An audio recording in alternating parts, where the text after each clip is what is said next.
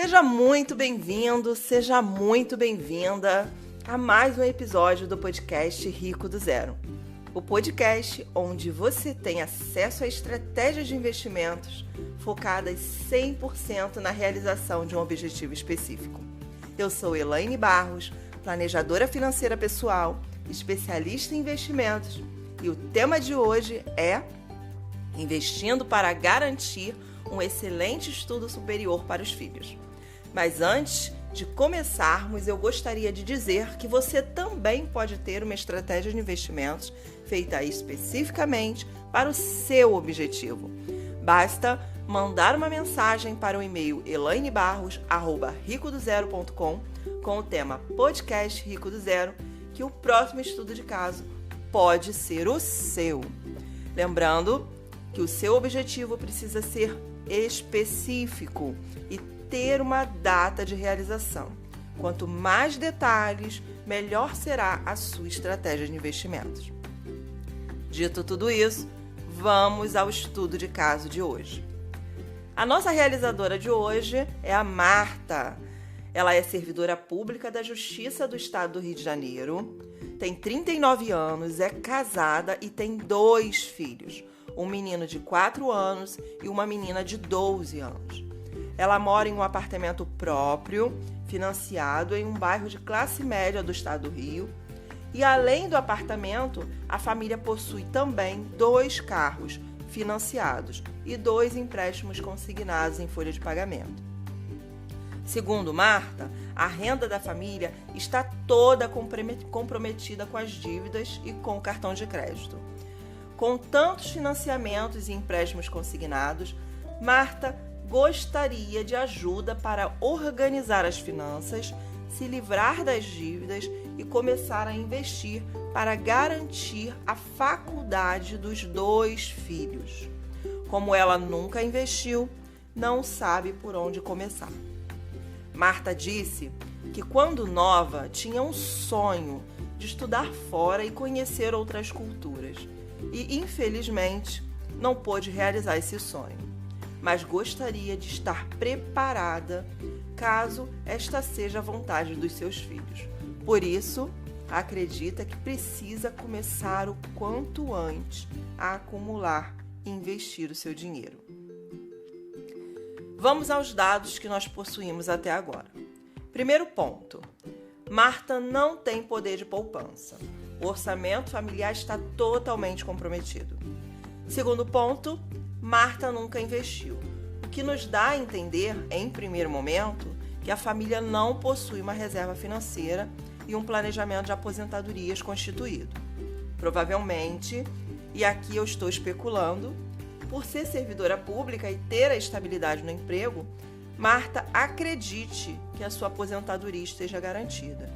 E quanto à reserva de emergência, outra vez especulando, muito provavelmente o cartão de crédito deva estar sendo utilizado com essa finalidade.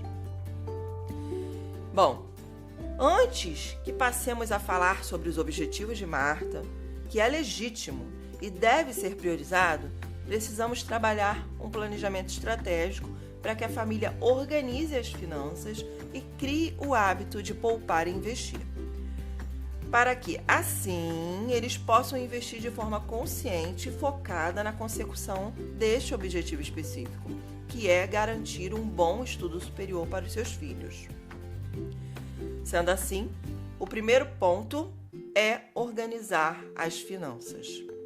Mas como? Como fazer isso? Fazendo um orçamento mensal familiar. Então, o instrumento do orçamento mensal é ideal e necessário para que você consiga organizar as suas finanças. Bom, Marta deve sentar-se com seu esposo e juntos colocar tudo no papel, todas as receitas e todas as despesas, tudo que entra, tudo que sai por mês. Ponto importante aqui: o cartão de crédito não é uma despesa, ele é um meio de pagamento. Por isso, a fatura deve ser destrinchada, ou seja, anotar cada gasto pago através do cartão de crédito. E leve em consideração, na hora de anotar esses gastos dentro do orçamento, os que vão ser pagos naquele mês específico.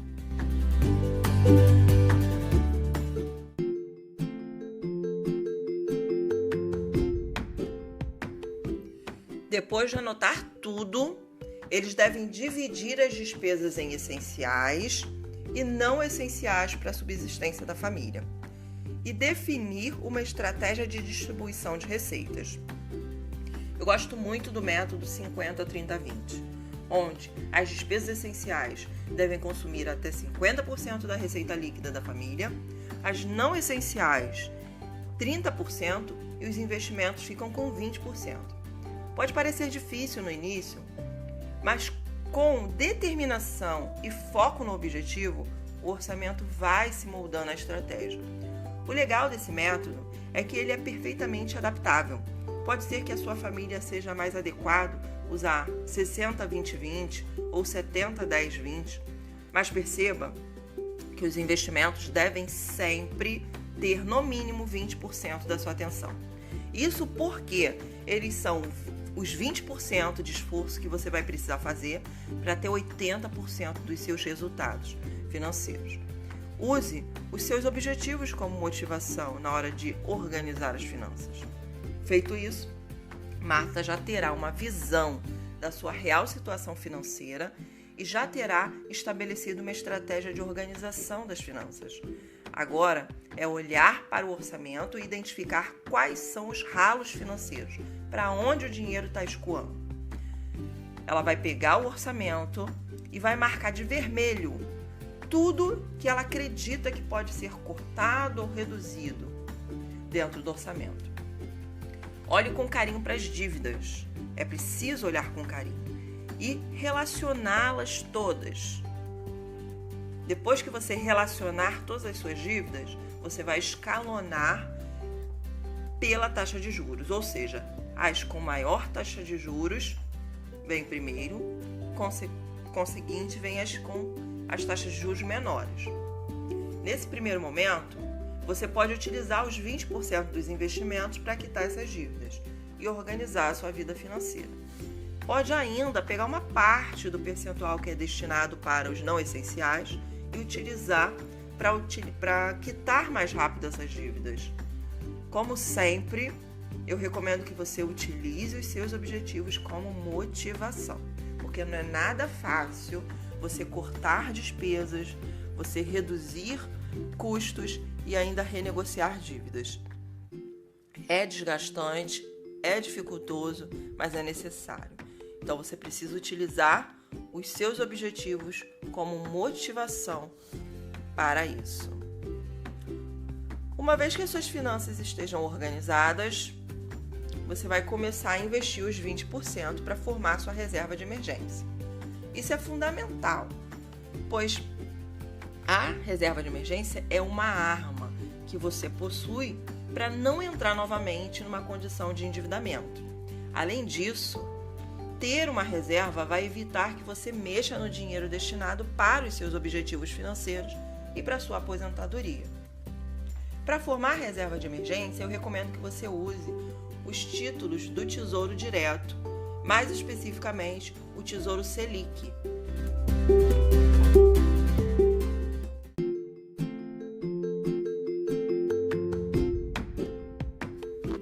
O Tesouro Selic é simples de investir, é seguro e te garante acesso diário aos seus investimentos, ou seja, ele tem liquidez. O montante necessário para formar a reserva deve ser definido de acordo com as despesas mensais. Como Marta é servidora pública e possui uma certa estabilidade, 4 meses de despesas mensais é um bom valor para formar a reserva de emergência. Recomendo que após a formação da reserva, o percentual dos investimentos seja dividido entre os projetos financeiros e a aposentadoria. Pode ser 10% para os projetos, 10% para a aposentadoria, ou 15% para os projetos, 5% para a aposentadoria, ou 5% para os projetos e 15% para a aposentadoria. Tudo vai depender do quanto você se preocupa com a sua longevidade. E aí, cada caso é um caso. Mas não deixe de priorizar os dois, tanto a realização dos projetos financeiros quanto a aposentadoria. Chegamos finalmente ao projeto financeiro de Marta: investir para garantir um excelente estudo superior para os filhos. Esse projeto não está específico, então, para deixá-lo mais específico, eu preciso saber, no mínimo, o prazo para investimento e o montante necessário. Qual é o prazo? Digamos que as crianças terminem os estudos básicos até os 17 anos. A menina tem hoje 12 anos, então seriam 5 anos para acumular. O menino tem 4 anos. Nesse caso, seria um horizonte de tempo maior, 13 anos. Vamos focar na menina primeiro e depois Marta só vai precisar manter os mesmos investimentos. Isso se nada mudar até lá. Qual é o montante necessário? Para definir o montante, Marta vai precisar fazer uma pesquisa em pelo menos 3 faculdades diferentes, em lugares diferentes. Ela vai precisar saber mais ou menos o valor dos cursos que a filha tem interesse, o custo anual com estadia e material, o prazo de duração dos estudos. Então, ela vai precisar fazer essa pesquisa para ter uma média para determinar o montante necessário. Quando ela chegar ao valor necessário, eu recomendo que seja acrescentada uma margem de segurança, ou seja, 5%, 10% de margem em cima do valor necessário. Nós teremos pouco tempo para acumulação, para garantir a faculdade da menina, apenas 5 anos. Com o valor e com o horizonte de tempo, é possível definir uma estratégia mensal ou anual de acumulação e mensuração de resultados, para saber se Marta está no caminho certo e o quão perto ela está da concretização desse projeto. Como esse projeto possui custos que vão perdurar por um período, provavelmente 6 ou 7 anos, Marta pode definir um valor necessário para custear as despesas dos 2 primeiros anos e continuar acumulando durante o período em que a sua filha estiver permanecer no curso. E, nesse caso, ela vai ter sempre 2 anos garantidos.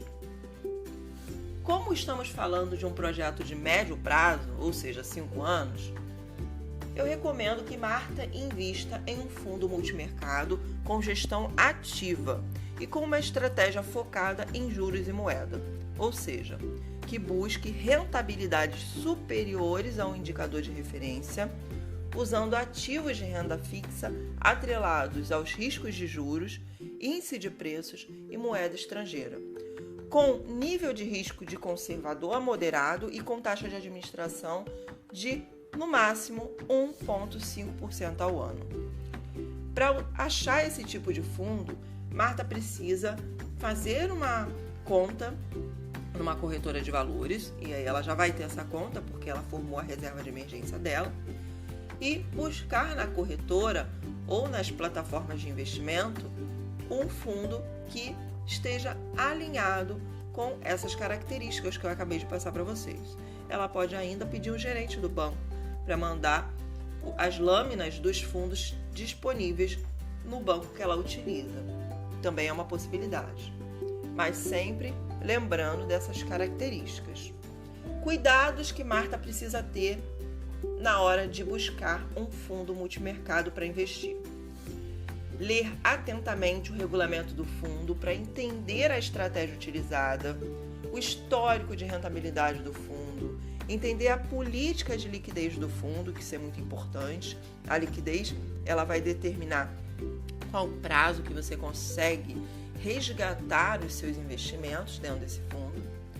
Se possível, faça uma comparação entre pelo menos 3 fundos com a mesma estratégia. Então, essa comparação entre os pares é de suma importância para você definir ali qual é realmente a histórico de rentabilidade que vale a pena, a questão da liquidez, a questão do risco envolvido, a estratégia utilizada, e para você se familiarizar com aquele tipo de investimento. Importante, muitos investidores pecam por olhar apenas a rentabilidade do investimento. Contudo, para ter sucesso nas suas escolhas, o ideal é olhar todos os aspectos em conjunto: liquidez, risco, rentabilidade. Os três devem estar alinhados com o seu objetivo e com o seu perfil de investidor. Vamos recapitular então tudo que nós falamos até agora. O passo a passo. Primeiro ponto, organizar as finanças. Para isso, Marta vai precisar fazer o orçamento mensal da família, definir uma estratégia de distribuição de recursos e identificar os ralos financeiros. Ela vai precisar também quitar as dívidas antes de começar a investir. Para quitar as dívidas, ela precisa ter ciência de quais são as dívidas e escalonar essas dívidas pela maior taxa de juros para aquela que tem menor taxa de juros. Como é que ela vai quitar essas dívidas? Ela vai utilizar os 20% que ela definiu para investimentos com foco na quitação das dívidas. Pode ainda usar um percentual do valor destinado para as despesas não essenciais, também para a quitação das dívidas. Feito isso, próximo passo, formar reserva de emergência. Reserva de emergência. Tesouro Selic, valor necessário para a reserva, 4 meses das despesas mensais da família. Tem que cuidar da aposentadoria. Então, uma vez formada a reserva, o valor destinado para os investimentos será dividido ou 10% para a aposentadoria e 10% para o projeto, ou o percentual que Marta definir que seja mais interessante para a família. Cuidou da aposentadoria? Aí sim a gente passa a investir por projeto de vida. Nesse caso, minha recomendação é utilizar o investimento em fundo multimercado com gestão ativa, focado em juros e moeda. Esse tipo de investimento Marta consegue encontrar nas plataformas de investimento das corretoras de valores ou pedir um apoio ao gerente do banco para que mande as lâminas dos fundos disponíveis no banco que tenham as características que nós definimos aqui. Então, gestão ativa, investindo em taxa de juros e moeda, com taxa de administração de no máximo 1,5% ao ano, um fundo que tenha um risco de moderado, de conservador a moderado. Então, essas características são extremamente importantes. Esse investimento, ele é ideal para o objetivo de Marta, por quê? Nós estamos lidando aqui com um objetivo de médio prazo, ou seja, um horizonte de tempo de 5 anos. Marta é uma pessoa que está começando agora a investir, então ela não tem muito conhecimento. Então, eu não posso dizer para buscar investimentos mais arrojados. Quando você investe através de um fundo de investimento, você está buscando o apoio de um gestor profissional, aquela pessoa que entende mais sobre os investimentos e vai estar analisando e escolhendo as melhores alternativas para o seu dinheiro. Então, essa é uma excelente estratégia para esse objetivo específico de Marta, com um horizonte de tempo de médio prazo, ou seja, 5 anos. Bom, chegamos ao final do nosso estudo de caso de hoje e eu espero ter contribuído de alguma forma para a realização do seu projeto financeiro. E se você quiser aprender a investir e estruturar a sua própria estratégia de investimentos, fique bem ligado, porque em breve eu vou divulgar a data de inscrição para a próxima turma do Método Start, o meu curso de investimentos focado 100% na realização dos seus projetos financeiros. Meu nome é Elaine Barros e esse foi o podcast Rico do Zero.